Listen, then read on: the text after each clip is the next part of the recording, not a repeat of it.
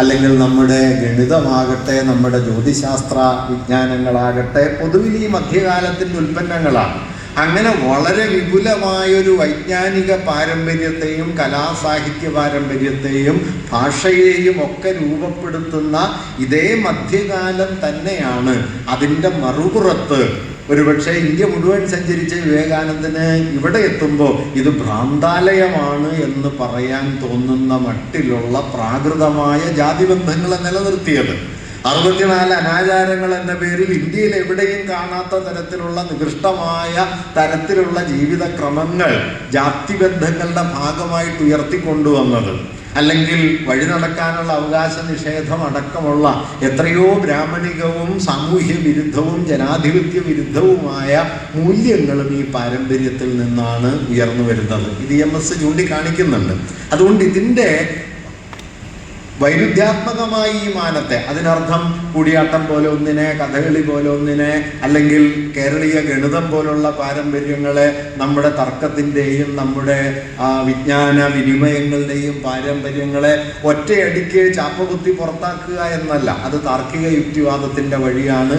Lenin വളരെ മുമ്പ് സൂചിപ്പിക്കുന്ന ഒരു കാര്യം, ബൂർഷ്വാസി ജന്മം നൽകിയ വിജ്ഞാനങ്ങളും ഭൂതകാല പാരമ്പര്യങ്ങളും സ്വാംശീകരിച്ചുകൊണ്ട് തന്നെയാണ് കമ്മ്യൂണിസ്റ്റുകാർക്ക് മുമ്പോട്ട് പോകാൻ പറ്റുക.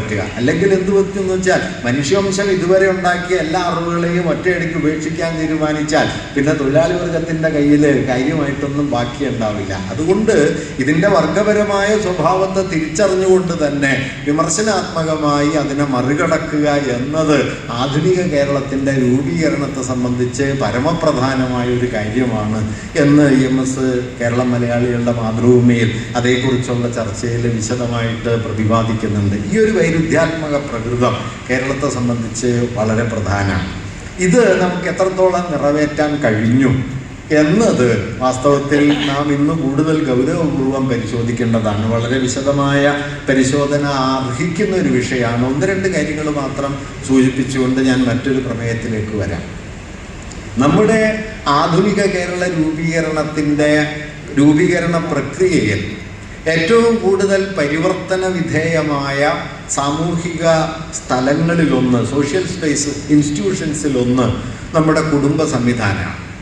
മിക്കവാറും കേരളീയ സമൂഹത്തിൽ അന്ന് നിലനിന്നിരുന്ന കുടുംബഘടനകൾക്ക് വലിയ മാറ്റം വരികയും അത് എല്ലാ തരത്തിലും സംബന്ധവും മറ്റുമായി നിലനിന്ന നമ്പൂതിരി നായർ സമുദായ കുടുംബങ്ങൾ, കൂട്ടുകുടുംബ സമ്പ്രദായം, മരുമക്കത്തായിൽ നിന്ന് മക്കത്തായത്തിലേക്കുള്ള മാറ്റം, അമ്മാവനിൽ നിന്ന് അച്ഛനിലേക്കുള്ള സ്ഥാനാന്തരണം, ഇങ്ങനെ ഏകഭാര്യാത്വം, ഏകഭർത്തൃത്വം മുതലായ മൊണോഗമിയുടെ ജീവിതക്രമങ്ങൾ, ഇതൊക്കെ ആധുനികതയിലേക്കുള്ള കേരളീയ സമൂഹത്തിൻ്റെ പരിവർത്തനത്തിൻ്റെ കേന്ദ്രത്തിലുണ്ട്. ഇപ്പം നമ്മുടെ നവോത്ഥാനത്തിൻ്റെ ഏറ്റവും പ്രധാനപ്പെട്ട അടയാളമായി തീർന്നൊരു നാടകം തന്നെ വാസ്തവത്തിൽ കുടുംബത്തെ കേന്ദ്രീകരിച്ചാണ്. അടുക്കളയിൽ നിന്ന് അരങ്ങത്തേക്ക് എന്ന പേരിലാണ് VT 1928 അത് എഴുതുന്നത്. ഇങ്ങനെ കുടുംബത്തെയും കുടുംബത്തിനകത്തുള്ള ലൈംഗികത സങ്കല്പങ്ങളെയും അതുപോലെ തന്നെ കുടുംബവുമായി ബന്ധപ്പെട്ട സാമ്പത്തിക വിനിമയത്തെയും സാമൂഹ്യ അധികാര ഘടനയെയും ആകമാനം മാറ്റിമറിച്ചുകൊണ്ടാണ് ഒരർത്ഥത്തിൽ കേരളീയ നവോത്ഥാനം മുമ്പോട്ട് പോയത്. അത് ആകമാനം ഗുണകരമായിരുന്നു എന്നൊന്നും വാദിക്കാനല്ല ഞാൻ മുതിരുന്നത്. ഈ മാറ്റം അവിടെ ഉണ്ടായിരുന്നു എന്നതാണ്. അതിൻ്റെ സദ്ഫലങ്ങളും ദോഷഫലങ്ങളും ഒക്കെ സാമൂഹ്യ ചരിത്രകാരന്മാർ ഇന്ന് പല നിലകളിൽ പരിശോധിക്കുന്നുണ്ട്. ഞാനതിൻ്റെ വിശദാംശങ്ങളിലേക്ക് കടക്കുന്നില്ല. ഞാനിവിടെ പറയാൻ ശ്രമിച്ചൊരു കാര്യം, ഈ കുടുംബഘടനയ്ക്കുള്ളിൽ പൊതുവിൽ പറഞ്ഞാൽ നവോത്ഥാനപരമെന്നോ ആധുനികമെന്നോ വിളിക്കാവുന്ന മൂല്യബോധത്തിൻ്റെ പല തലങ്ങളിലുള്ള സ്വാംശീകരണം 100% നടന്നില്ലെങ്കിലും വലിയൊരളവോളം 20-ാം നൂറ്റാണ്ടിൻ്റെ ആദ്യ പകുതിയിൽ നടക്കുകയുണ്ടായി. അത് വ്യക്തിഗത പ്രേമത്തിലേക്ക്, മനുഷ്യർ തമ്മിലുള്ള പ്രേമത്തിലേക്ക് അത് വികസിച്ചു വന്നു. ഭാര്യാഭർത്തൃത്വം എന്ന് പറയുന്നത് ഔപചാരികമായ ഒരു ലൈംഗിക വിനിമയ സമ്മതം എന്നതിനപ്പുറം വ്യക്തിപരമായ സ്നേഹാനുഭവങ്ങളെ മുൻനിർത്തിയുള്ളതാണ് എന്നതിലേക്ക് വന്നു. അമ്മാവന് സമ്പൂർണമായ സാമ്പത്തിക സാമൂഹ്യ അധികാരമുള്ള വ്യവസ്ഥയിൽ നിന്ന് അച്ഛന് അധികാരമുള്ള, വ്യക്തികൾക്ക് അധികാരമുള്ള കുടുംബങ്ങൾ രൂപപ്പെട്ടു വന്നു. ചെറുകാടിൻ്റെ ജീവിതപാതയൊക്കെ വായിച്ചു നോക്കിയാൽ അമ്മാവനോട് ഇടയുന്ന ചെറുകാടിൻ്റെ ചിത്രം നിങ്ങൾക്ക് ഇതിൽ വിശദമായിട്ട് കാണാൻ കഴിയും. ഇങ്ങനെ വലിയ തോതിൽ ഈ മാറ്റങ്ങൾ വികസിച്ചു വരുന്നുണ്ട്. അങ്ങനെ നമ്മുടെ കുടുംബഘടനയ്ക്കുള്ളിലുണ്ടായ ഈ മാറ്റങ്ങൾ കേരളീയ ആധുനികീകരണത്തിൻ്റെ സുപ്രധാനമായ ഒരു ഉള്ളടക്കമായിട്ട് നിലനിൽക്കുകയുണ്ടായി. എന്നാൽ ഇന്ന് നമ്മൾ കഴിഞ്ഞൊരു 75 വർഷത്തെ അല്ലെങ്കിൽ കഴിഞ്ഞൊരു 50 വർഷത്തെ കേരളത്തിൻ്റെ കുടുംബഘടനയെക്കുറിച്ച് ആലോചിച്ചാൽ ഞാൻ വ്യക്തിപരമായി കരുതുന്നത് കേരളത്തിലെ ഏറ്റവും യാഥാസ്ഥിതികമായ സ്ഥാപനമായി കുടുംബങ്ങൾ മാറിത്തീർന്നു എന്നതാണ്. ഒരുപക്ഷെ കേരളീയ മതനിരപേക്ഷതയ്ക്കെതിരായ ബലങ്ങളുടെ ഏറ്റവും വലിയ ഒളിത്താവളങ്ങളായി നമ്മുടെ ഗാർഹിക മണ്ഡലം മാറിത്തീർന്നിട്ടുണ്ട്. എന്നു മാത്രമല്ല, ഗാർഹികതയെ മുൻനിർത്തി ഈ പ്രശ്നങ്ങളെ അഭിസംബോധന ചെയ്യുന്ന ഒരു സംവാദ പരിസരം നമ്മുടെ പൊതുമണ്ഡലത്തിൽ ഒട്ടുമേയില്ല. നിങ്ങൾ കേരളത്തിലെ മൊത്തത്തിൽ നടക്കുന്ന ഈ മതനിരപേക്ഷതയെക്കുറിച്ചുള്ള ചർച്ച അല്ലെങ്കിൽ മറ്റു തരത്തിലുള്ള സാമൂഹ്യമായ തിരിച്ചടികളെക്കുറിച്ചുള്ള ചർച്ചയൊക്കെ പരിശോധിച്ചാൽ അതൊന്നും തന്നെ നമ്മുടെ ഗാർഹികതയ്ക്കുള്ളിലേക്ക് കടന്നു കയറി അവിടെ സ്വസ്ഥമായി പാർക്കുന്ന ആചാരഭ്രാന്തിനോടോ ആഡംബരഭ്രാന്തിനോടോ ജാതീയതയോടോ മതവാദങ്ങളോടോ ഒന്നും എതിരിടാൻ സന്നദ്ധമാകുന്നില്ല എന്ന് കാണാൻ പറ്റും. ഇതെല്ലാം പുറത്തു നിർത്തിയിട്ട്, ഇതിനെയെല്ലാം ഗാർഹികതയുടെ മണ്ഡലത്തിന് പുറത്തു നിർത്തിയിട്ട് പൊതുവായത് എന്ന ഒരു മേഖലയ്ക്കുള്ളിലാണ് നാം ഇതിനെയൊക്കെ ചർച്ച ചെയ്യുന്നത്. പബ്ലിക് ആൻഡ് പ്രൈവറ്റ് എന്ന ഡിവിഷൻ. ഇന്ത്യയിലെ ഏറ്റവും പ്രമുഖനായ സാമൂഹ്യ ചിന്തകനായ പാർത്ഥ ചാറ്റർജി എന്താണ് ഇന്ത്യൻ ദേശീയ പ്രസ്ഥാനവും കുടുംബ സങ്കല്പവും പ്രത്യേകിച്ച് മധ്യവർഗ കുടുംബങ്ങളും തമ്മിലുള്ള ബന്ധം എന്നതിനെക്കുറിച്ച് ചില നിരീക്ഷണങ്ങൾ അവതരിപ്പിക്കുന്നുണ്ട്. അദ്ദേഹം പറയുന്നൊരു കാര്യം എന്താണെന്ന് വെച്ചാൽ, 19-ാം നൂറ്റാണ്ടിൻ്റെ പകുതിയോടെ സാമൂഹ്യ ജീവിതത്തിൻ്റെ സമസ്ത തലങ്ങളിലും കൊളോണിയൽ ഭരണകൂടം ആധിപത്യം ചെലുത്താൻ തുടങ്ങി.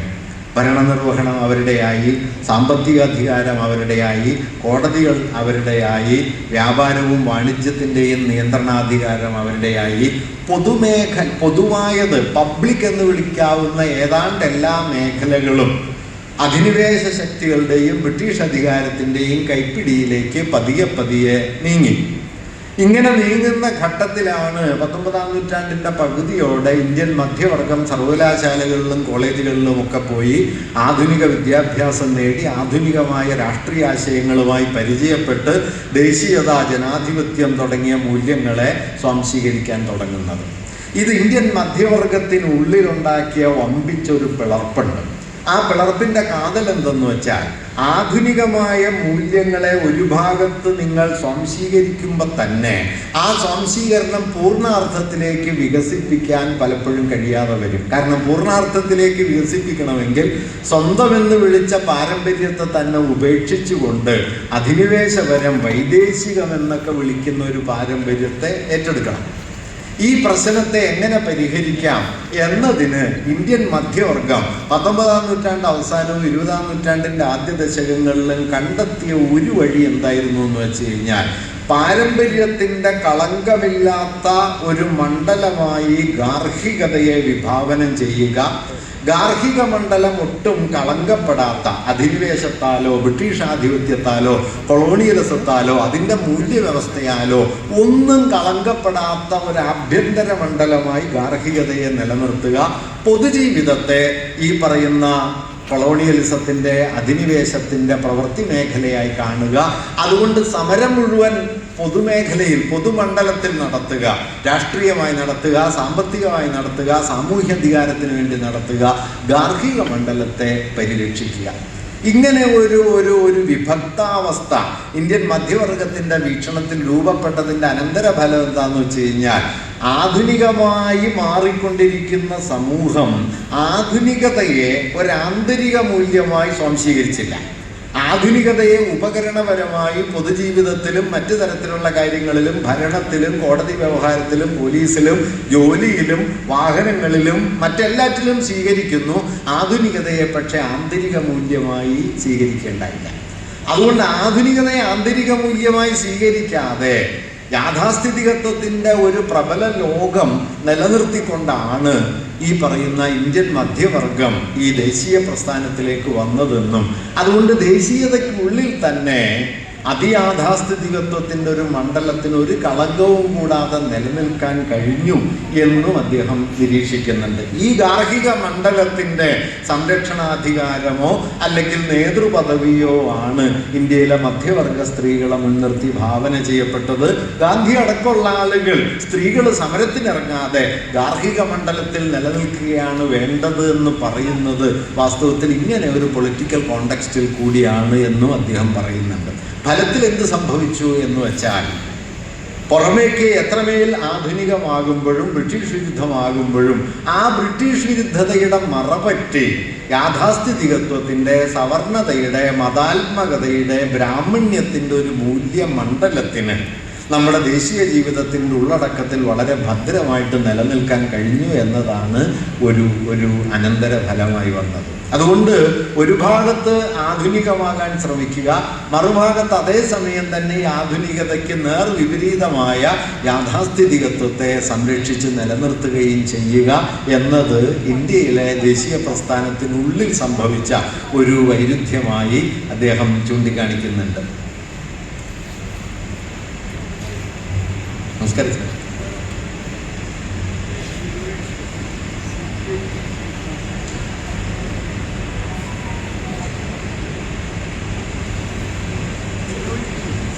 നിങ്ങൾ തുടങ്ങി.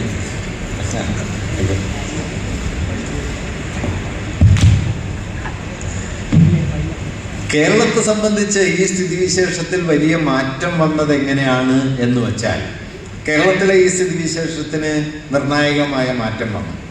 ആ മാറ്റം വന്നതിൻ്റെ ഒരു അടിസ്ഥാന കാരണം അത് കേരളത്തിലെ ഇടതുപക്ഷവും കേരളത്തിലെ കമ്മ്യൂണിസ്റ്റ് പാർട്ടികളും കർഷക പ്രസ്ഥാനങ്ങളുമൊക്കെ കീഴ്ത്തട്ടിൽ നിന്ന് ഉയർത്തിക്കൊണ്ടുവന്ന ജന്മിവിരുദ്ധമായ പ്രക്ഷോഭങ്ങൾ, നവോത്ഥാനത്തിൻ്റെ മൂല്യങ്ങൾ, അവ നമ്മുടെ ഗാർഹിക മണ്ഡലത്തിലേക്ക് വലിയ തോതിൽ കടന്നു കയറുകയും ആചാരപരമായ ഗാർഹിക മണ്ഡലത്തിനും മൂല്യവ്യവസ്ഥയ്ക്കും അതേപടി തുടരാനാവാത്ത മട്ടിലുള്ളൊരു ആഭ്യന്തര സമ്മർദ്ദം നമ്മുടെ ഗാർഹികതയുടെ ആന്തരിക ഘടനയിൽ ഉണ്ടാക്കുകയും ചെയ്തു.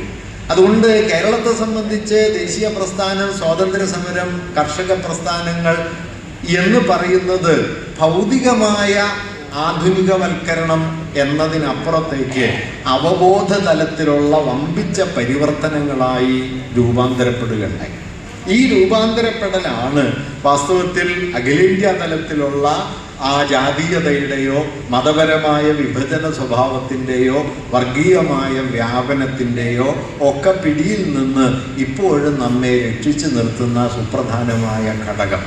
അതായത് ആധുനികതയുടെ പരിവേഷത്തിനുള്ളിൽ യാഥാസ്ഥിതികത്വത്തിന് ഒളിച്ചു പാർക്കാനായിട്ട് കഴിയുമായിരുന്ന ഒരാഭ്യന്തര മണ്ഡലത്തെ വലിയ തോതിൽ കടന്നാക്രമിച്ചുകൊണ്ടുകൂടിയാണ് കേരളം ആധുനികമായി തീർന്നത്. ഈ ഒരു ഒളിച്ചു പാർക്കുന്ന ഇടമായി ഐക്യകേരളം എന്ന ആശയത്തെ കൊച്ചി തമ്പുരാൻ ഉപയോഗിക്കാൻ ശ്രമിക്കുന്ന സന്ദർഭത്തിലാണ് ഇത് ബ്രിട്ടീഷ് കമ്മട്ടത്തിലടിച്ച കള്ളനാണയമാണ് എന്ന നിലയിലേക്ക് ഒരു വിമർശനം EMS ഉയർത്തിക്കൊണ്ടുവരികയും ചെയ്തത്. പക്ഷേ 950-കൾക്ക് ശേഷം സ്വാതന്ത്ര്യപ്രാപ്തിക്കും അതിന് പിന്നാലെ ഉണ്ടായ 1-2 പതിറ്റാണ്ടുകൾക്ക് ശേഷമുള്ള നമ്മുടെ സാമൂഹ്യ ജീവിതത്തിലേക്ക് ആകമാനം നോക്കിയാൽ നമ്മുടെ ഗാർഹിക മണ്ഡലം എന്ന് പറയുന്നത് ഏതെങ്കിലും തരത്തിലുള്ള നവീകരണത്തിന് വിധേയമാകുന്നതായി കാണാൻ കഴിയില്ല.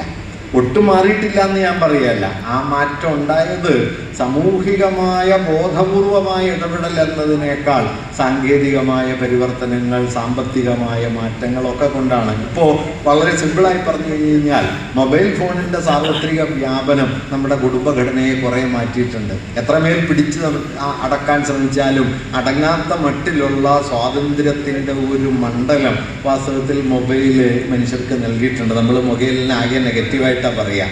ഞാനൊരു കാര്യം പറയാം, നമ്മുടെ സ്ത്രീകൾക്ക് അവരുടേത് മാത്രമായ ഒരു പ്രൈവറ്റ് സ്പേസ് കിട്ടുന്നതിൽ ഏറ്റവും വലിയ പങ്കുവഹിച്ചത് ഈ മൊബൈലാണ്. അതുവരെ ഈ പറയുന്ന പുരുഷ കേസരികളുടെ നോട്ടത്തിലും നിയന്ത്രണത്തിലും അല്ലാതെ ഈ പ്രതാപികളായ പുരോഗമനവാദികൾ കൂടിയായ പുരുഷാധികാരികളുടെ നോട്ടത്തിലും നിയന്ത്രണത്തിലും അല്ലാതെ എവിടെയാണ് സ്ത്രീകൾക്ക് ഗാർഹിക മണ്ഡലത്തിൽ ഇടമുണ്ടായിരുന്നത്, സ്വാധികാരം ഉണ്ടായിരുന്നത്? അപ്പോ ഈ മൊബൈൽ, ഞാൻ പറഞ്ഞത് ഇത് ബോധപൂർവം വന്നത് എന്നതിനേക്കാൾ സാങ്കേതികത കുറെ കാര്യങ്ങളെ തള്ളി മാറ്റുമല്ല. സാങ്കേതികത നമ്മൾ അറിയാതെ തന്നെ ഇപ്പൊ തീവണ്ടി അല്ല ബസ് വന്നാലും പിന്നെ അയിത്തം ആചരിക്കാൻ പ്രയാസമാണ്. കാരണം ഇപ്പോൾ തൃശ്ശൂരിൽ നിന്ന് ഇരിങ്ങാലക്കുടക്ക് ഒരു ബസ് പോകുന്നല്ലാതെ തൃശ്ശൂരിൽ നിന്ന് ഇരിങ്ങാലക്കുടക്ക് നായന്മാർക്ക് മാത്രം പോകാനൊരു ബസ് ഇടാൻ പറ്റൂലല്ലോ. അതുകൊണ്ട് വീട്ടിലയിത്തം ആചരിക്കാന്നല്ലാതെ ബസ്സിലയിത്തം പറ്റൂല. അത് നിങ്ങളുടെ ഔദാര്യമൊന്നുമല്ല, സാമൂഹിക സമ്മർദ്ദം ഉണ്ടാക്കുന്ന ഒരു മാറ്റമാണ്. അത്തരം മാറ്റങ്ങൾ ഉണ്ടായി എന്നുള്ളത് ശരിയാണ്, അത്തരം മാറ്റങ്ങൾ ഉണ്ടാവുകയും ചെയ്തിട്ടുണ്ട്. പക്ഷെ അതിനപ്പുറം എന്ന് നോക്കിയാൽ വാസ്തവത്തിൽ സാമൂഹ്യ ജീവിതത്തിൽ നിന്ന് നമ്മൾ ഒഴിവാക്കിയെന്ന് കരുതുന്ന മിക്കവാറും മൂല്യങ്ങൾ നമ്മുടെ ഗാർഹിക മണ്ഡലത്തിനകത്ത് പല രൂപത്തിൽ ഇടം പിടിക്കുകയാണ്.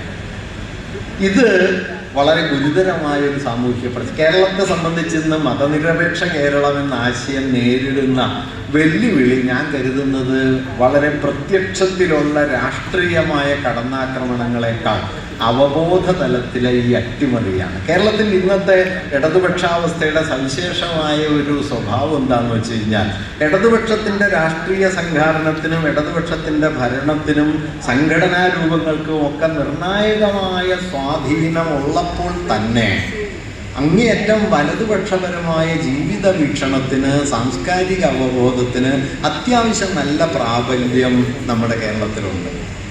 നോക്കൂ, 5 ലക്ഷം ആളുകൾക്ക് വീട് വെച്ച് കൊടുക്കുന്ന സംസ്ഥാന ഭരണകൂടമുണ്ട് ഇവിടെ. ലോകത്തെവിടെ ഉണ്ടാവില്ല. 5 ലക്ഷം പേർക്ക് വീട് വെച്ച് കൊടുക്കുന്നു. കഴിഞ്ഞ 30 വർഷത്തെ കേരളത്തിൻ്റെ ചരിത്രം എടുത്താൽ ഇടതുപക്ഷത്തിൻ്റെ മുൻകൈയിൽ നടന്ന മാറ്റങ്ങൾ അത്ഭുതകരമായ മാറ്റങ്ങളാണ്. അത് ജനകീയ ആസൂത്രണമാകാം, സമ്പൂർണ്ണ സാക്ഷരതയാകാം, അല്ലെങ്കിൽ നമ്മുടെ ഞാൻ ഈ പറഞ്ഞ ലൈഫ് മിഷൻ ആകാം, അല്ലെങ്കിൽ നമ്മുടെ ഹരിതകർമ്മസേന പോലെ ഇപ്പം നടക്കുന്ന പ്രവർത്തനങ്ങളാകാം, കുടുംബശ്രീ ആകാം. കീഴ്ത്തട്ടിലേക്ക് നോക്കൂ, എത്ര വലിയ മാറ്റമാണ്. ഏറ്റവും അധസ്ഥിതരായ മനുഷ്യർക്ക് സാമൂഹ്യ അന്തസ്സും സ്വാഭിമാനവും ഉറപ്പാക്കി കൊടുക്കാൻ കഴിയുന്ന എത്രയോ വലിയ മുന്നേറ്റങ്ങളാണ് വാസ്തവത്തിൽ ചെറുതും വലുതുമായ രൂപത്തിൽ നടക്കുന്നത്. 60 ലക്ഷം മനുഷ്യർക്ക് സാമൂഹ്യക്ഷേമ പെൻഷൻ നൽകാൻ കഴിയുന്നു എന്നുള്ളത് ചെറിയ കാര്യമൊന്നുമല്ല. അത്തരത്തിൽ ഏറ്റവും കീഴ്ത്തട്ട് ജീവിതത്തെയും അടിസ്ഥാന സൗകര്യങ്ങളെയും, നമ്മുടെ റോഡുകൾ, നമ്മുടെ ആശുപത്രികൾ, നമ്മുടെ വിദ്യാലയങ്ങൾ ഒക്കെ നോക്കിയാൽ ഇപ്പോൾ IMR ഇൻഫന്റ് മോർട്ടാലിറ്റി റേറ്റ് എന്ന് പറയുന്നത് ലോകത്തിലെ തന്നെ ഏറ്റവും ഉയർന്ന നിലവാരത്തിലേക്ക് കേരളത്തിലെത്തിയിട്ടുണ്ട്. ഞാൻ അടുത്തിടയ്ക്ക് കണ്ടത് 5 എന്നാണ്. 1000 കുഞ്ഞുങ്ങൾ ജനിക്കുമ്പോൾ എത്ര കുഞ്ഞുങ്ങൾ മരിക്കുന്നു എന്നതാണല്ലോ IMR ഇൻഫന്റ് മോർട്ടാലിറ്റി റേറ്റ്. അഖിലേന്ത്യാ ശരാശരി 28 മറ്റാണ്. മധ്യപ്രദേശിലും ഉത്തർപ്രദേശിലും 49, 52 ഒക്കെയാണ്. കേരളത്തിൽ അത് 5. ഏറ്റവും ഉയർന്ന ലോക നിലവാരത്തിലാണ് കേരളം അത് എത്തി നിൽക്കുന്നത്. പക്ഷേ ഈ IMRലെത്തിയ കേരളത്തിൽ തന്നെ നമ്മുടെ ഒരു പഞ്ചായത്തിൽ നരബലി നടക്കും. ഈ IMR 5 കേരളത്തിൽ തന്നെ സ്ത്രീധനത്തിൻ്റെ പേരിൽ ഭാര്യയെ കൊല്ലാൻ ആളുകൾക്ക് ഒരു പ്രയാസമില്ല. ഈ IMR 5 കേരളത്തിൽ തന്നെ ആർത്തവം അശുദ്ധമാണെന്ന് പറഞ്ഞ് 10,000 സ്ത്രീകൾക്ക് റോട്ടിലിറങ്ങാൻ പറ്റും. അങ്ങനെ റോട്ടിലിറങ്ങിയ ആളുകളിൽ MSc സുവോളജിക്കാരും ഉണ്ട്. അപ്പൊ ഈ സുവോളജിക്ക് എന്ത് പറ്റി?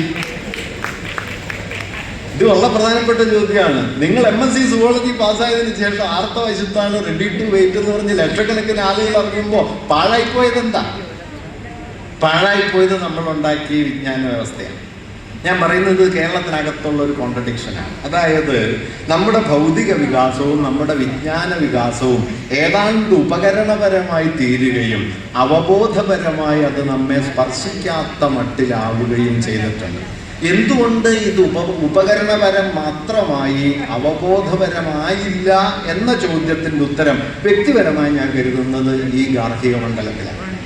കാരണം ഗാർഹികതയുടെ മണ്ഡലത്തിൽ നിങ്ങൾക്ക് മതനിരപേക്ഷതയെയോ ജാതിവിരുദ്ധതയെയോ സമത്വഭാവനയെയോ തുല്യതാബോധത്തെയോ സംരക്ഷിക്കേണ്ടതില്ല എന്ന് പരിശീലിക്കുന്ന ഒരാള്, ഒരു കുഞ്ഞ് ഇത് പുറത്ത് നാട്ടി പറയാനുള്ള കാര്യമാണെന്ന് സ്വയമേവ സംശീകരിക്കും. അതുകൊണ്ട് നമ്മുടെ മതനിരപേക്ഷതയ്ക്ക് ഏൽക്കുന്ന ഏറ്റവും വലിയ വെല്ലുവിളികളിൽ ഒന്ന്, വാസ്തവത്തിൽ നിങ്ങൾ ശ്രദ്ധിച്ചിട്ടുണ്ടോ, കേരളത്തിലെ ഹിന്ദുത്വം ഇപ്പൊ കഴിഞ്ഞ തെരഞ്ഞെടുപ്പിൽ 19% വോട്ട് നേടിയല്ലോ. എന്ന് വെച്ചാൽ 5-ൽ 1 വോട്ടാണ് കേട്ടോ. 5-ൽ 1 വോട്ടാണ്. 25% എത്തിക്കഴിഞ്ഞു കഴിഞ്ഞാൽ അത് നിർണായകമായ രാഷ്ട്രീയ മാറ്റമായി മാറുകയും ചെയ്യും. ഈ വോട്ടിലേക്ക് അവരെത്തിയത് എങ്ങനെയാണ്? കേരളത്തിൽ ഏതെങ്കിലും ഒരു അടിസ്ഥാന പ്രശ്നം മുൻനിർത്തി ഒരു സമരവും ചെയ്തിട്ടല്ല. തൊഴിലില്ലായ്മയ്ക്കെതിരെയോ കാർഷിക പ്രശ്നത്തിനെതിരെയോ റബ്ബറിന്റെ വിലക്കുറവിനെതിരെയോ അല്ലെങ്കിൽ കേരളത്തിലെ ഏതെങ്കിലും ഒരു അടിസ്ഥാന പ്രശ്നത്തെ മുൻനിർത്തി സമരം ചെയ്തിട്ടല്ല. മറിച്ച് ഈ പറയുന്ന വിഭാഗീയതയെയും വിദ്വേഷത്തെയും വലിയ തോതിൽ വ്യാപിപ്പിച്ചിട്ടാണ്. ഈ വ്യാപനം അരങ്ങേറുന്നത് ഏത് മണ്ഡലം വഴിയാണ്? പൊതുയോഗം വഴിയല്ല, ജാഥ വഴിയല്ല, മറിച്ച് നമ്മുടെ ഗാർഹിക മണ്ഡലങ്ങളെ കേന്ദ്രീകരിക്കുന്ന പുതിയ കൂട്ടായ്മകൾ വഴിയാണ്. വാട്സാപ്പ് യൂണിവേഴ്സിറ്റിയാണ് പ്രധാനപ്പെട്ട ഒരു സ്ഥാപനം. അതുവഴി പല രൂപത്തിൽ ഞാൻ പറഞ്ഞു വരുന്നത്, ഇങ്ങനെ സാംസ്കാരിക അവബോധത്തിൻ്റെ തലത്തിൽ സമ്പൂർണമായ ഒരു തലതിരിച്ചിടൽ നടത്താൻ പറ്റുന്ന മട്ടിലുള്ള ഒരു വലിയ മുൻകൈ വലതുപക്ഷ വീക്ഷണങ്ങൾക്ക് കൈവരുന്നു. ഇപ്പോൾ ഒരു യുദ്ധം വരുമ്പോൾ യുദ്ധം വേണ്ട എന്ന് പറയാനായിട്ട് ആയിരക്കണക്കിന് ആളുകൾ റോട്ടിലിറങ്ങുന്ന ഒരു പാരമ്പര്യം കേരളത്തിന് എന്നും ഉണ്ടായിരുന്നു. ഇപ്പൊ യുദ്ധം വേണ്ട എന്ന് പറഞ്ഞവനെതിരെ രംഗത്തിറങ്ങാനാണ് ആളുകൾ ഇങ്ങനെ ഉത്സാഹപൂർവ്വം ഇറങ്ങിയത്. യുദ്ധം വേണ്ട എന്ന് സ്വരാജ് പോസ്റ്റ് ഇട്ടിട്ട് സ്വരാജിന്റെ മക്കിട്ട് കയറാനായിരുന്നു മൊത്തത്തിലൊരു വാസന. ഇതെങ്ങനെ സംഭവിക്കുന്നു? ഞാൻ പറയുന്നത് വലതുപക്ഷ ബോധം, മതനിരപേക്ഷ വിരുദ്ധമായ വർഗീയ ബോധം എന്ന് പറയുന്നത് വർഗീയതയുടെ പ്രത്യക്ഷ രൂപത്തിൽ രാഷ്ട്രീയ രൂപത്തിൽ തന്നെ കടന്നു വരണമെന്നൊന്നുമില്ല. ഞാൻ അതുകൊണ്ടാണ് ദേശീയ പ്രസ്ഥാനത്തിന്റെ കഥ പറഞ്ഞത്. ദേശീയ പ്രസ്ഥാനത്തിനുള്ളിൽ യാഥാസ്ഥിതികത്വം വേരുപിടിച്ചു നിന്നത്, വർഗീയത വേരുപിടിച്ചു നിന്നത് ഹിന്ദു മഹാസഭയിൽ അംഗത്വം കൊണ്ടല്ല, മറിച്ച് ഗാർഹികതയുടെ മണ്ഡലത്തെ പാരമ്പര്യ മൂല്യങ്ങൾക്ക് പുറത്തു കൊണ്ടുവരേണ്ടതില്ല എന്ന വീക്ഷണത്തിന്റെ ബലത്തിലാണ്. ഇത് പിന്നെ ഹിന്ദു മഹാസഭയാണ്. ഹിന്ദു മഹാസഭ ഉണ്ടാവുന്നതിന് മുമ്പ് ഇതവിടെയുണ്ട്. കാരണം നിങ്ങൾ അടിസ്ഥാന ഘടനയ്ക്കകത്തുള്ള ഈ പൊളിച്ചുപണികൾ നടത്തിയില്ലെങ്കിൽ അത് സുപ്രധാനമായ ഒരു പരാധീനതയായി മാറും എന്ന തിരിച്ചറിവ് കൊണ്ടുകൂടിയാണ് കൊച്ചി രാജാവിൻ്റെ ഐക്യകേരള പ്രഖ്യാപനത്തെ തള്ളി അത് ബ്രിട്ടീഷ് കമ്മട്ടത്തിലടിച്ച കള്ളനാണയം എന്ന നിലപാടെടുത്ത് ആധുനിക കേരളം മതനിരപേക്ഷമാകണം, ജനാധിപത്യപരമാകണം, സമത്വാധിഷ്ഠിതമാകണം എന്ന ഒരു സങ്കല്പത്തെ കേരളം എന്ന ആശയവുമായി ബന്ധിപ്പിക്കാനായിട്ട് EMS ആ ലേഖനത്തിൽ തുനിഞ്ഞത്. ഞാനത് ഒരു സന്ദർഭം എന്ന നിലയിൽ എന്താണ് നമ്മൾ നേരിടുന്ന പ്രശ്നം എന്ന് സൂചിപ്പിക്കാൻ പറഞ്ഞു എന്നേ ഉള്ളൂ. രണ്ടാമത്തെ ഒരു കാര്യം കൂടി, മതനിരപേക്ഷത എന്ന വാക്ക് EMS എപ്പോഴും നിർബന്ധബുദ്ധി പുലർത്തിയിരുന്ന ഒരു കാര്യമാണ്. മതേതരം എന്നല്ല, മതനിരപേക്ഷം എന്നാണ് പറയേണ്ടത്. മതേതരം എന്ന വാക്ക് ഉപയോഗിക്കാതെ അദ്ദേഹം എപ്പോഴും മതനിരപേക്ഷം എന്ന വാക്ക് ഉപയോഗിക്കുമായിരുന്നു. അദ്ദേഹത്തിൻ്റെ അക്കാലത്തെ എഴുത്തുകളിലൊക്കെ ഇത് ധാരാളമായി പറയും.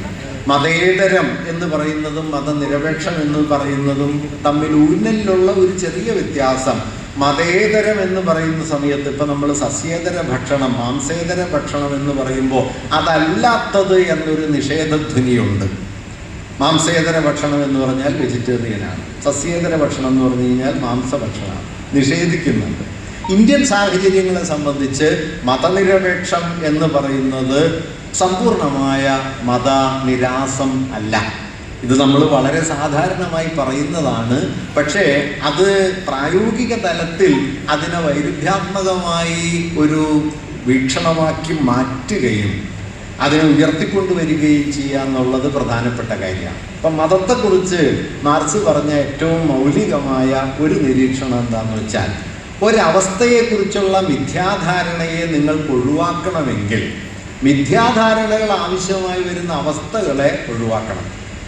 മതവും ദൈവവും മിഥ്യാധാരണയാണെന്ന് മാർക്സിസ്റ്റുകൾ കരുതുന്നു, സംശയമില്ല.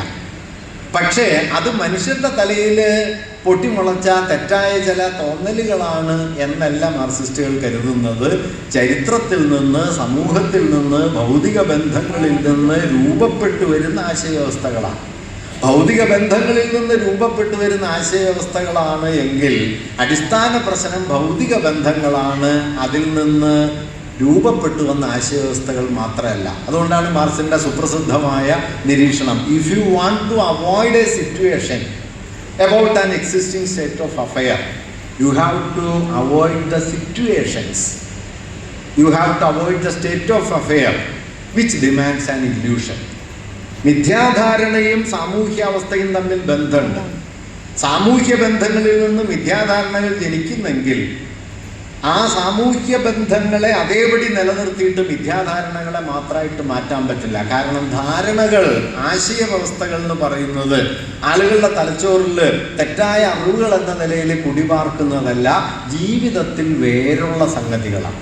ഈ വേരിനെ തൊടാതെ നിങ്ങൾക്ക് ആശയങ്ങളെ മാറ്റാൻ പറ്റില്ല. മതനിരപേക്ഷത എന്ന് പറയുന്നത് നമ്മുടെ ഭൗതിക ജീവിത പ്രയോഗങ്ങളുടെ സൂക്ഷ്മ സ്ഥലങ്ങളിലേക്ക് നിരന്തരം കൊണ്ടുവന്നുകൊണ്ട് മാത്രമേ നമുക്ക് മതനിരപേക്ഷതയെ രാഷ്ട്രീയ ആശയമായിട്ടും സാമൂഹ്യ ആശയമായിട്ടും ഉറപ്പിച്ചു നിർത്താൻ പറ്റും. ലളിതമായി പറഞ്ഞാൽ അതല്ലാതെ സെമിനാർ കൊണ്ട് മാത്രം പരിഹരിക്കാൻ പറ്റുന്ന ഒരു കാര്യമല്ല. പണ്ട് ഞങ്ങളുടെ സർവകലാശാലയിലെ വൈസ് ചാൻസലറായിരുന്ന പണിക്കര് മാഷ് എപ്പോഴും പറയുന്ന ഒരു വാക്യമുണ്ട്. മാഷ് പറയും, നിങ്ങൾക്ക് വർഗീയതയെ ജാഥ നടത്തി തോൽപ്പിക്കാൻ പറ്റില്ല. മാഷ് അതിന് കാരണമായിട്ട് പറയുന്നത് എന്താണെന്ന് വെച്ചാൽ, ജാഥയിലും വേണ്ടത്ര വർഗീയവാദികൾ ഉണ്ടാവും. അത് വിശ്വഹിന്ദു പരിഷത്തുകാരോ BJP-ക്കാരോ ജാഥയിൽ വന്ന് കയറുന്നതല്ല, മറിച്ച് ഇന്ത്യൻ വർഗീയതയുടെ വേരുകളെ ചരിത്രപരമായിട്ടും സാമൂഹ്യ ശാസ്ത്രപരമായിട്ടും അവബോധപരമായിട്ടും തിരിച്ചറിയാതെ നിങ്ങൾക്ക് വർഗീയതയെ ചെറുക്കാനോ മതനിരപേക്ഷതയെ ഉറപ്പിച്ചെടുക്കാനോ കഴിയില്ല. ഞാനിതിൻ്റെ മുഴുവൻ വിശദാംശങ്ങളും പറയാതെ ഒരു കാര്യം കൂടി പറഞ്ഞ് അവസാനിപ്പിക്കാം. എവിടെയാണ് ഇന്ത്യൻ വർഗീയതയുടെ വേരുകൾ കിടക്കുന്നത്? അമർത്യ സെനെ പോലുള്ള ഒരു വലിയ ചിന്തകൻ ഇന്ത്യയുടെ പാരമ്പര്യ സങ്കല്പം ആധുനിക കാലത്ത് വികസിച്ചു വന്നപ്പോൾ അതിലുള്ളടങ്ങിയ 3 തരം ഒഴിച്ചു നിർത്തലുകളെ കുറിച്ച് പറയുന്നുണ്ട്. വാട്ട് ഈസ് ഇന്ത്യൻ ട്രഡീഷൻ എന്ന ചോദ്യത്തിന് ഉത്തരമായിട്ട് അദ്ദേഹം പറയുന്നുണ്ട്, ഇന്ത്യൻ ട്രഡീഷനെ കുറിച്ചുള്ള മോഡേൺ അണ്ടർസ്റ്റാൻഡിങ്, ആധുനിക ധാരണ 3 തരത്തിലുള്ള എക്സ്ക്ലൂഷൻസിനെ ഉയർത്തിക്കൊണ്ടുവന്നു. ഒരു ഭാഗത്ത് അത് ഹൈന്ദവേതരമെന്നോ ബ്രാഹ്മണേതരമെന്നോ വിളിക്കാവുന്ന മതപാരമ്പര്യങ്ങളെ ദേശീയ പാരമ്പര്യമായി കണ്ടില്ല. 2, തദ്ദേശീയ ജനസമൂഹങ്ങൾ വികസിപ്പിച്ചു കൊണ്ടുവന്ന വിജ്ഞാന വൈഭവങ്ങളെ ദേശീയമായി കണ്ടില്ല.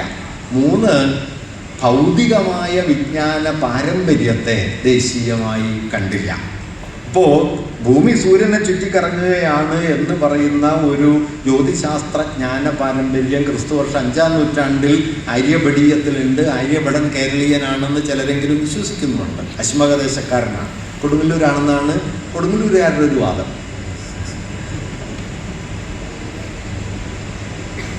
അല്ലെങ്കിൽ നമ്മുടെ വടശ്ശേരി പരമേശ്വരനെ പോലെ, സംഗമഗ്രാമ മാധവനെ പോലെ എത്രയോ ഉന്നതമായ, ഇപ്പം ഇൻഫിനിറ്റ് സീരീസിനെ കുറിച്ച് 14-ാം നൂറ്റാണ്ടിൽ പറയാൻ കഴിഞ്ഞ ഒരാളായിരുന്നു സംഗമഗ്രാമ മാധവൻ, അനന്തശ്രേണിയെ കുറിച്ച്. അത് ചെറിയൊരു കാര്യമല്ല. പക്ഷേ സംഗമഗ്രാമ മാധവൻ, ഞാൻ പറയുക ശങ്കരാചാര്യർ എന്ന് പറയുന്ന പോലെ തന്നെ പറയാവുന്ന ഒരു പേരാണ് സംഗമഗ്രാമ മാധവൻ. അത്രയും വലിപ്പമുണ്ട്. മധ്യകാല കേരളത്തിലെ ഗണിതത്തിൽ നിന്നാണ് കാൽക്കുലസിന്റെ തത്വങ്ങൾ യൂറോപ്പിന് കൈവന്നത് എന്ന് നമ്മുടെ ജോർജ് ഗീവർഗീസ് ജോസഫ് വാദിക്കുന്നുണ്ട്. മസാച്യുസെറ്റ്സിലെ ഗണിതശാസ്ത്രജ്ഞനാണ് അദ്ദേഹം. ഇൻഫിനിറ്റി, പാസേജ് ടു ഇൻഫിനിറ്റിയും ക്രസ്റ്റ് ഓഫ് പീക്കോക്കും ഒക്കെ എഴുതിക്കൊണ്ട് അതിൽ അദ്ദേഹം സ്ഥാപിക്കാൻ ശ്രമിക്കുന്നത് ജസ്യൂട്ട് പുരോഹിതന്മാർ വഴി മധ്യകാല കേരളത്തിലെ ഗണിത വിജ്ഞാനം യൂറോപ്പിന് കൈമാറി കിട്ടിയതിൻ്റെ ബലത്തിലാണ് ഇൻഫിനിറ്റ് സീരീസിനെ കുറിച്ചും കാൽക്കുലസിനെ കുറിച്ചുമുള്ള അടിസ്ഥാന ആശയങ്ങൾ യൂറോപ്യൻ ഗണിതശാസ്ത്രം വികസിപ്പിച്ചെടുത്തതെന്നാണ്. അത് സാർവത്രികമായി സമ്മതിക്കപ്പെട്ടിട്ടില്ല. പക്ഷെ അങ്ങനെ ഒരു വാദം വരെ ഉണ്ട്. അത് ശരിയോ തെറ്റോ ആവട്ടെ, ഞാൻ അതിലേക്കല്ല കടക്കുന്നത്. ഇത്രയും പ്രബലമായ ഗണിത പാരമ്പര്യം ഉണ്ടാക്കിയ കേരളത്തിൽ ആ ഗണിത പാരമ്പര്യത്തിന്റെ ഉദ്ഘാടകരിൽ ആരുടെയെങ്കിലും പേര് നമ്മുടെ പൊതുബോധത്തിലുണ്ടോ? നീലകണ്ഠ സോമയാജി എന്ന് പറഞ്ഞാൽ, വടശ്ശേരി പരമേശ്വരൻ എന്ന് പറഞ്ഞാൽ, സംഗമഗ്രാമ മാധവൻ എന്ന് പറഞ്ഞാൽ നാം ആരും അറിയില്ല. ശങ്കരാചാര്യർ എന്ന് പറഞ്ഞാൽ എല്ലാ പഞ്ചായത്തിലും അറിയാം. എന്ത് ചെയ്തിട്ടാണെന്ന് ചോദിച്ചാൽ, വിവേകാനന്ദ ശങ്കരനെ കുറിച്ച് പറഞ്ഞൊരു വാക്യമുണ്ട്. ശങ്കരനെ നോക്കൂ, എന്തൊരു തർക്കബുദ്ധിയാണ്, എന്തൊരു പാണ്ഡിത്യമാണ്, പക്ഷെ കാരുണ്യമില്ല. ഈ കാരുണ്യമില്ലാത്ത കേവല താർക്കികതയായി നമ്മുടെ ബൗദ്ധിക പാരമ്പര്യത്തെ വഴിതിരിച്ചു വിട്ട് ഇന്ത്യയിലെ ശാസ്ത്ര ചരിത്രം എഴുതിയ ഏറ്റവും പ്രധാനപ്പെട്ട പണ്ഡിതന്മാരിൽ ഒരാളായ ദേവി പ്രസാദ് ചതോപാധ്യായ, അദ്ദേഹവും ഇന്ത്യൻ രസതന്ത്രത്തിന്റെ ചരിത്രം എഴുതിയ ആചാര്യ PC റായ്, പ്രഫുല്ലചന്ദ്ര റായ്, അദ്ദേഹവും ചൂണ്ടിക്കാണിക്കുന്ന ഒരു കാര്യം എന്ന് വെച്ചാൽ, ശങ്കരന്റെ ബ്രഹ്മസത്യം ജഗന്മിഥ്യാ സിദ്ധാന്തമാണ് ഇന്ത്യയിലെ ഭൗതിക വിജ്ഞാനത്തിന്റെ മുരടിച്ചയ്ക്ക് തകർച്ചയ്ക്ക് വഴിവെച്ച ഏറ്റവും പ്രധാനപ്പെട്ട ആശയം എന്നാണ് ബ്രഹ്മസത്യം ജഗൻ വിദ്യ. അങ്ങനെയാണെങ്കിൽ പിന്നെ രസതന്ത്രത്തെക്കുറിച്ചും മാത്തമാറ്റിക്സിനെ കുറിച്ചും ജ്യോതിശാസ്ത്രത്തെക്കുറിച്ചും ഒന്നും അല്ലല്ലോ പ്രശ്നം. ആത്മാവിന് എന്ത് സംഭവിക്കുന്നു എന്നാണല്ലോ. ജീവാത്മാവും പരമാത്മാവും തമ്മിൽ കൂട്ടിമുട്ടിയാൽ എന്ത് സംഭവിക്കുന്നുള്ളതായിരുന്നു പ്രശ്നം. അല്ലാതെ അണുവികരണം വരുമോ, അണുക്കളുണ്ടോ, അല്ലെങ്കിൽ മറ്റു തരത്തിലുള്ള അറിവുണ്ടോ. ഞാൻ പറഞ്ഞെന്താണെന്ന് വെച്ച് കഴിഞ്ഞാൽ നമ്മുടെ പാരമ്പര്യ ബോധം എന്ന് പറയുന്നത് എങ്ങനെയാണ് അടിസ്ഥാനപരമായി മതവൽക്കരിക്കപ്പെട്ടത്. അത് നിങ്ങൾ സ്വയമേവ മതം എന്ന് പറഞ്ഞു കൊണ്ടൊന്നുമല്ല, മറിച്ച് മാപ്പിളപ്പാട്ട് മാപ്പിളയുടെ പാട്ടാവുകയും സോപാന സംഗീതം കേരളീയ സംഗീതമാവുകയും ചെയ്യും. ഇപ്പോൾ ചുമർചിത്രങ്ങൾ എന്ന് പറഞ്ഞാൽ അമ്പല ചുമരിലെ ചിത്രമാണ്. അത്ര തന്നെ പാരമ്പര്യമുള്ള പള്ളി ചിത്രങ്ങൾ കേരളത്തിൽ എത്രയെങ്കിലും ഉണ്ട്. പക്ഷെ പള്ളിയിൽ ചിത്രം ഉണ്ടെന്നറിയാവുന്ന നാട്ടുകാർ വളരെ വളരെ കുറവാണ്. ഈ നിലയിലുള്ള ഒഴിച്ചു നിർത്തലുകൾ നമ്മുടെ ദേശീയ ഭാവനയ്ക്കകത്ത് വേരുപിടിച്ചു എന്നും ഈ വേരുപിടിക്കലാണ് നമ്മുടെ രാഷ്ട്രത്തിൻ്റെ സ്വാഭാവിക അധികാരികൾ തങ്ങളാണ് എന്ന വർഗീയവാദികളുടെ കാഴ്ചപ്പാടിന് ആധാരമാകുന്നത് എന്നുമാണ് അമർത്യ സെൻ ചൂണ്ടിക്കാണിക്കുന്ന ഒരു കാര്യം. ഇത് കേരളത്തിലും ബാധകമാണ്. കേരളത്തിൻ്റെ വൈവിധ്യപൂർണമായ പാരമ്പര്യങ്ങളിൽ നിന്ന് കേരളീയം എന്ന, ഞാനിത് EMSന്റെ ആദ്യത്തെ ഉദാഹരണം എടുത്തു പറഞ്ഞത് മതാത്മകമായ മധ്യകാല മതാത്മകതയുടെ പാരമ്പര്യത്തെ കേരളീയം എന്ന നിലയിൽ അവതരിപ്പിക്കാൻ കൊച്ചി രാജാവ് ശ്രമിക്കുന്ന സമയത്താണ് ഇത് ബ്രിട്ടീഷ് കമ്മട്ടത്തിലടിച്ച കള്ള നാണയമാണെന്ന് നിശ്ചിതമായ വിമർശനം EMS ഉയർത്തിയത്. ആ വിമർശനത്തിൻ്റെ പാരമ്പര്യം നാം എടുക്കേണ്ടതുണ്ട്. ഒപ്പം തന്നെ മതനിരപേക്ഷത, മതേതരം എന്നതിൽ മതനിരപേക്ഷതയ്ക്ക് വേണ്ടി നിലകൊള്ളുകയും മതേതരം എന്ന വാക്കിനെ അദ്ദേഹം ഒഴിച്ചു നിർത്തുകയും ചെയ്തത് വിശ്വാസത്തിൻ്റെ അടിസ്ഥാന പ്രശ്നം ഭൗതിക ജീവിത ബന്ധങ്ങളാണ്. താർക്കികമായി നാം ഏറ്റുമുട്ടി പരാജയപ്പെടുത്താൻ തുനിയുന്ന ഈ ദൈവവിശ്വാസമോ മതബോധമോ ഒന്നും അല്ല. ഞാനിത് രണ്ടും പറയുന്നത് എന്താണ് മതത്തോട് നാം സ്വീകരിക്കേണ്ട സമീപനം എന്നതിനെ കുറിച്ച് പൊതുസമൂഹത്തിൽ നമുക്കും ഇപ്പോഴും അവ്യക്തത പലതരത്തിലുണ്ട് എന്നതുകൊണ്ട് കൂടിയാണ്. ഒരു ഭാഗത്ത് മതമെന്നതേ തെറ്റായ ഒരു കാര്യമാണെന്നും എല്ലാ വിശ്വാസങ്ങളും ഈ നിലയിൽ അബദ്ധജടിലങ്ങളാണ് എന്നും വാദിക്കുന്ന ഒരു താർക്കികതയുടെ അന്തരീക്ഷം കേരളത്തിലുണ്ട്. നവനാസ്തികത്വം എന്നെല്ലാമുള്ള പേരിൽ വലതുപക്ഷ ഹിന്ദുത്വത്തിൻ്റെ പിണിയാളുകളായി മാറുന്ന ആളുകൾ യുക്തിവാദത്തിൻ്റെ വേഷമണിഞ്ഞ് രംഗത്തെത്തുന്നതും നമ്മൾ കാണുന്നുണ്ട്. നോക്കൂ, ഇന്ത്യയിലെ ഏറ്റവും പ്രധാനപ്പെട്ട യുക്തിവാദികളിൽ ഒരാളുടെ പേര് ഞാൻ പറയാം, അത് സവർക്കർ എന്നാണ്. സവർക്കർ യുക്തിവാദിയായിരുന്ന ഒരാൾ. അദ്ദേഹം നിരീശ്വരവാദിയായിരുന്നു. അദ്ദേഹത്തിന് ഈ പറയുന്ന മറ്റേ മതാത്മക വീക്ഷണങ്ങളൊന്നും ഉണ്ടായിരുന്നില്ല. വലിയ മതബോധമുള്ള ഒരാളുടെ പേരായിരുന്നു ഗാന്ധി എന്നത്. വലിയ മതബോധമുള്ള ഒരാളുടെ പേരായിരുന്നു ശ്രീനാരായണ ഗുരു എന്നത്. അതുകൊണ്ട് നിങ്ങൾ മതം എന്ന് പറയുന്നത് ഒലയ്ക്ക പോലെ നിൽക്കണ ഒരു സാധനമാണെന്നും അതെടുത്തു കളയലാണ് ആദ്യത്തെ പണി എന്നുള്ള മട്ടിലുള്ള ഒരു തരത്തിലുള്ള എസൻഷ്യലിസ്റ്റായ സത്താവാദപരമായ ഒട്ടുമേ വൈരുദ്ധ്യാത്മകമോ ചരിത്രപരമോ അല്ലാത്ത ഒരു വീക്ഷണം മതത്തെ കുറിച്ച് വച്ചു പുലർത്തിക്കൂടാ. മതം എന്നത്, ഞാനതിൻ്റെ വിശാലാർത്ഥത്തിലേക്കൊന്നും കടക്കുന്നില്ല, നിരവധിയായ ഘടകങ്ങൾ കൂടി കലർന്ന് പ്രവർത്തിക്കുന്ന ഒരു പ്രക്രിയയായിട്ട് മതത്തെ കാണണം. അതിൽ ദൈവശാസ്ത്രപരമായ അംശങ്ങളുണ്ട്, ആചാരാനുഷ്ഠാനങ്ങളുടെ തലങ്ങളുണ്ട്, പൗരോഹിത്യ രൂപങ്ങളുണ്ട്, മതസ്ഥാപനങ്ങളും ദേവാലയ രൂപങ്ങളുമുണ്ട്. അതിന് പുറത്തുള്ള ആധുനികമായ സ്ഥാപന സംവിധാനങ്ങളും ഉണ്ട്. മതം മുമ്പോട്ട് വയ്ക്കുന്ന നൈതിക മൂല്യങ്ങളും ഉണ്ട്. ഇവയൊക്കെ തമ്മിൽ കലരും. മതത്തിന് അതിനൊരു എത്തിക്കലായ പൊസിഷൻ എടുക്കാൻ പറ്റും. മതത്തിന് തിയോളജിക്കലായ അടിസ്ഥാനമുണ്ട്, മതത്തിന് റിച്വൽസ് ഉണ്ട്, മതത്തിന് ക്ലർജി പൗരോഹിത്യമുണ്ട്, മതത്തിന് ഇൻസ്റ്റിറ്റ്യൂഷണൽ ക്യാരക്ടറുണ്ട്. ഇതിലേതെങ്കിലും ഒന്നിനെ പെറുക്കിയെടുത്തിട്ട് ഇത് മാത്രമാണ് മതം, ഇതിനോടാണ് യുദ്ധം എന്ന് പറഞ്ഞാൽ മതത്തിനൊന്നും സംഭവിക്കില്ല. മാത്രമല്ല, അങ്ങനെ ഒരു പ്രക്രിയയിൽ നിന്നൊരു ഘടകത്തെ അടർത്തിയെടുത്ത് അതിനെ ഫ്രീസ് ചെയ്ത് അതാണ് മതം എന്ന നിലയിൽ അതിനോട് സംവദിക്കാൻ ശ്രമിക്കുന്നതിൽ വാസ്തവത്തിൽ അർത്ഥമൊന്നുമില്ല. മതം ഒരു വലിയ സാമൂഹിക പ്രക്രിയയാണ്. ആ പ്രക്രിയക്കുള്ളിൽ കടന്നു കയറി അതിനെ സാമൂഹികമായ നവീകരണത്തിന് ഉതകുന്ന മട്ടിലാക്കി തീർക്കുക എന്നതാണ് നാം എപ്പോഴും മതത്തോട് പുലർത്തേണ്ട ഒരു കാര്യം.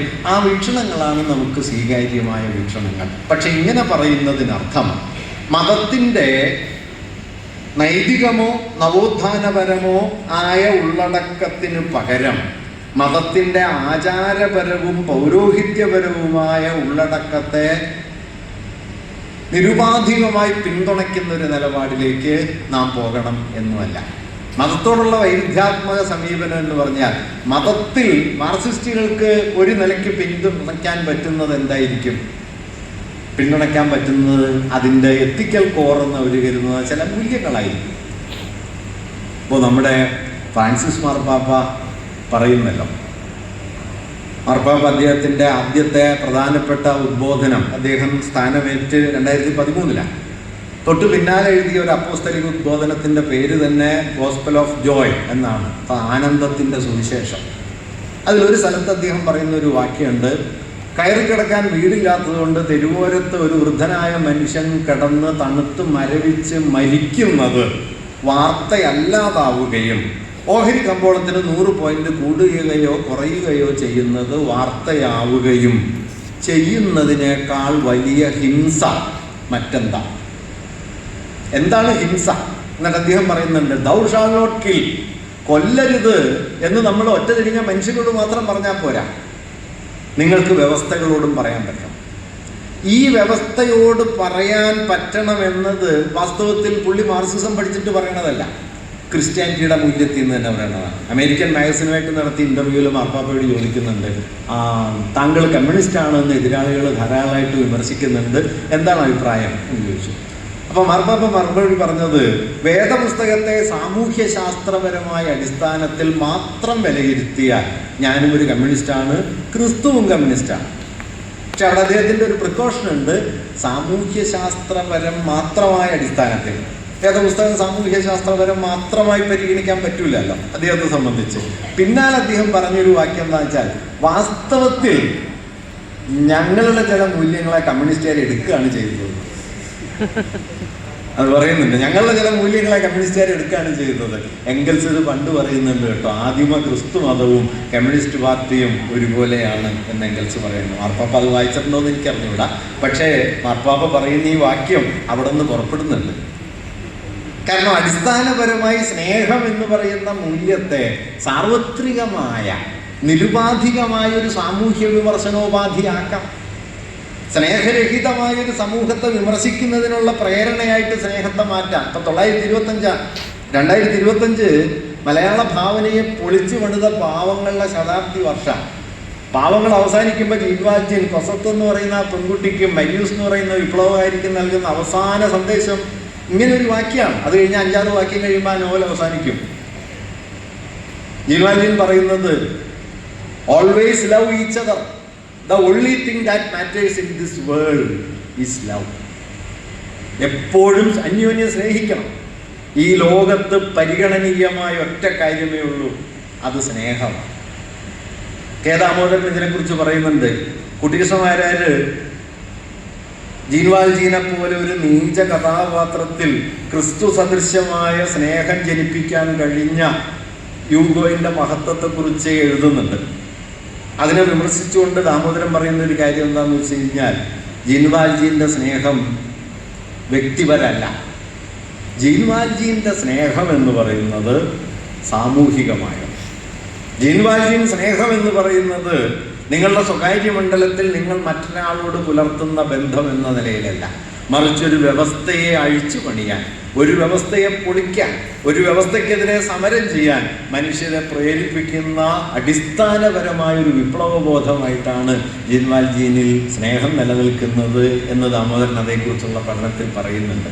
ഞാൻ പറഞ്ഞു വന്നത്, അതുകൊണ്ട് മതങ്ങളെ സംബന്ധിച്ചൊരു പൊസിഷൻ എടുക്കുന്ന സമയത്ത് മതങ്ങളുടെ നൈതികമായ അതിൻ്റെ മൂല്യങ്ങൾക്ക് വേണ്ടി നിലനിൽക്കാൻ മതങ്ങളോട് തന്നെ ആവശ്യപ്പെടുകയും ആചാരപരവും പൗരോഹിത്യപരവും സ്ഥാപനപരവും ഒക്കെയായ അതിൻ്റെ മൂല്യങ്ങളെ ഉയർത്തിക്കൊണ്ടുവരാനുള്ള മതയാഥാസ്ഥിതികത്വത്തിൻ്റെ ശ്രമങ്ങളോട് നാം നിരന്തരമായി സംവദിക്കുകയും അതിനെ വിമർശിക്കുകയും മറികടക്കുകയും വേണം.